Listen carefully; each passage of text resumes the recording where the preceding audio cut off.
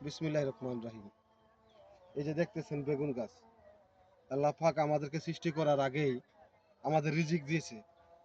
ভাই জানি না কে কখন এই পৃথিবী ছেড়ে চলে যায়, যাওয়ার আগে কিছু আমল করার ব্যবস্থা করেন। দেখেন এই যে বেগুন খেতে আসলাম, মাশাল্লাহ কি ফুল দেখছেন।